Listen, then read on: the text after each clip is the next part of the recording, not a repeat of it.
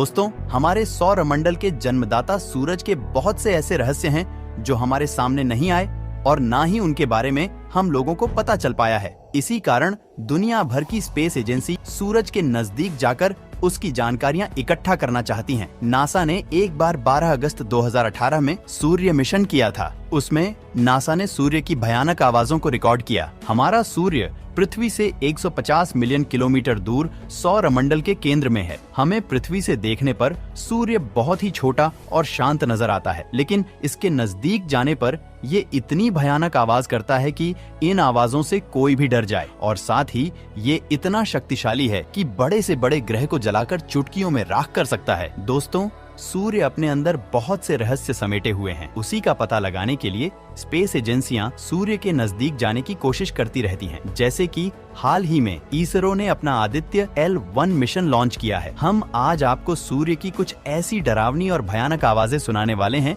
जिन्हें सुनकर आपके रोंगटे खड़े हो जाएंगे। दोस्तों, अब तक सूर्य की स्टडी करने के लिए 22 मिशन भेजे गए हैं, जिसमें सबसे ज्यादा नासा ने भेजे हैं। जिनमें सबसे ज्यादा खास मिशन 2018 वाला था, जिसका नाम पार्कर सोलर प्रोब था। नासा के इस मिशन का टारगेट सूर्य के ज्यादा से ज्यादा पास जाकर सूरज के शोर तूफानों की स्टडी करना था। ये सोलर प्रोब सन 2018 से ही सूर्य के चारों ओर घूम रहा है। सूर्य के फोटो, ऑडियो और वीडियो कलेक्ट करके नासा को भेजता है। इसके लिए इसमें बहुत से एडवांस कैमरा और पेलोड लगे हुए हैं। इस समय नासा का ये सोलर प्रोब सूर्य के सबसे नजदीक पहुंच चुका है, लेकिन अब ये और ज्यादा पास नहीं जा सकता, क्योंकि अगर इसने और ज्यादा पास जाने की कोशिश की तो सूर्य की गर्मी इसे जलाकर राख कर देगी। दोस्तों, इसने अपनी इतने साल की यात्रा में सूर्य के बहुत से रहस्य से पर्दा उठाया है।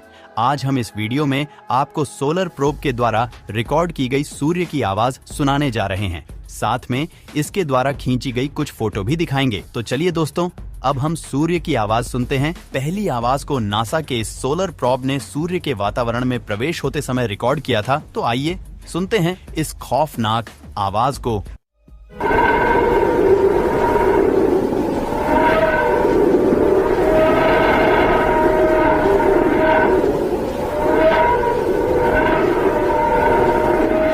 आपको बता दें कि जब नासा का ये सोलर प्रोब सूर्य के सबसे बाहरी हिस्से के पास पहुंचा था, तभी आवाज रिकॉर्ड की गई थी। इसके साथ सूर्य के उबलते हुए पार्टिकल्स को ऊपर की ओर जाते हुए देख सकते हैं। इस आवाज को लेकर नासा के वैज्ञानिकों का कहना है कि सूर्य के वातावरण में मौजूद गैसों के दबाव में तेजी से हो रहे परिवर्तन के कारण ये आवाज इतनी डरावनी सुनाई दे रही है। तो चलिए दोस्तों, अब सूरज की दूसरी आवाज को सुनते हैं। इस आवाज को सोलर प्रोब ने सूर्य के और नजदीक जाकर सूरज की गैसों में हो रहे बदलाव को स्टडी करके रिकॉर्ड किया है।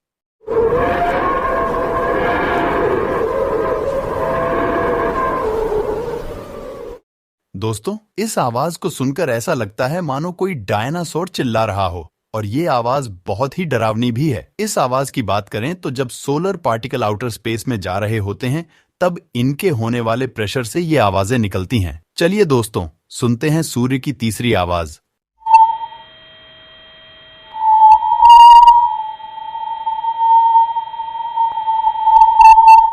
दोस्तों, ये आवाज सूर्य के वातावरण में पार्टिकल के गर्म होने से पैदा होती है। इन पार्टिकल के गर्म होने के कारण सूर्य के वातावरण में बदलाव भी होते रहते हैं। चलिए दोस्तों, अब सुनते हैं सूर्य की चौथी आवाज। ये आवाज आपको ऐसी सुनाई देगी मानो सूर्य पर कितनी जोरों शोरों से तूफान चल रहे हों।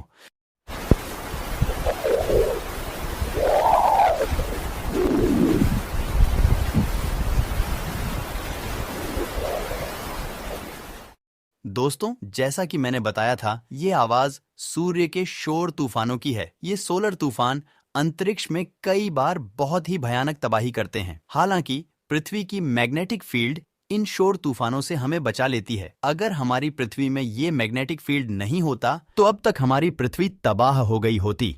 इन शोर तूफानों की फ्रीक्वेंसी भी बहुत ही तेजी से बदलती रहती है। चलिए दोस्तों, सुनते हैं सूरज की पांचवी आवाज। इस आवाज को सुनकर हमें ऐसा प्रतीत होता है मानो कोई एलियन आपस में बातें कर रहे हों। दोस्तों, ये आवाज सोलर तूफानों के साथ चलती हुई हवाओं की है।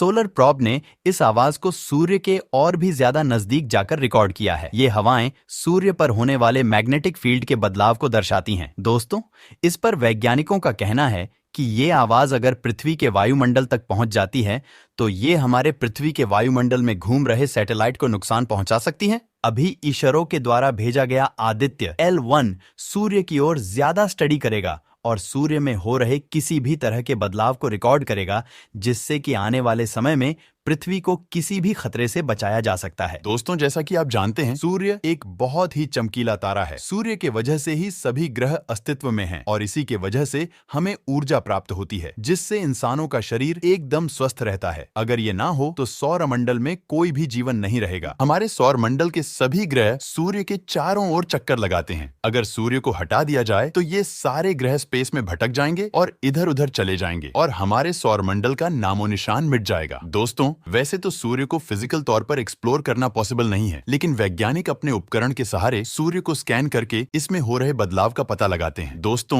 सूर्य की फोटोस्फीयर पर ठोस सरफेस नहीं होती, बल्कि ये पूरी तरह से गर्म प्लाज्मा से बनी होती है। यानी सूर्य के सरफेस में जो ऊर्जा बनती है वो लाखों सालों तक अपना सफर तय करके प्लाज्मा की इसी लेयर को बनाती है और इसी लेयर से सूर्य की रोशनी हमारी पृथ्वी तक पहुंचती है। फोटोस्फीयर के बाद क्रोमोस्फीयर लेयर आती है, जो कि 2000 किलोमीटर मोटी लेयर होती है। ये प्लाज्मा से बनी बेहद ही गर्म और पतली लेयर है, इसलिए हम इसको अपनी आंखों से नहीं देख सकते। ये सूर्य के वायुमंडल की बहुत ही अनियमित लेयर है, जो गर्म लेयर को ठंडे क्रोमोस्फीयर से अलग करती है। यानी कि क्रोमा सूर्य की सबसे बाहरी लेयर है, जो कि लाखों किलोमीटर तक फैली होती है। इस लेयर को सूर्य ग्रहण के समय आराम से देखा जा सकता है। ये लेयर ही पूर्ण सूर्य ग्रहण के समय पृथ्वी पर रोशनी रखती है। इस लेयर की खास बात यह भी है कि ये लेयर अंदर की तरफ कम गर्म और बाहर की तरफ ज्यादा गर्म होती है। दोस्तों, इसरो के द्वारा भेजा गया आदित्य मिशन इन सभी लेयर की स्टडी करेगा और हमें जानकारी देगा। इसके द्वारा स्पेस में जाते समय स्पेसक्राफ्ट में जो खराबी आ जाती हैं, उन खराबियों से भी बचा जा सकेगा। सूर्य इतना ताकतवर है कि ये हमें जीवन दे सकता है, तो ये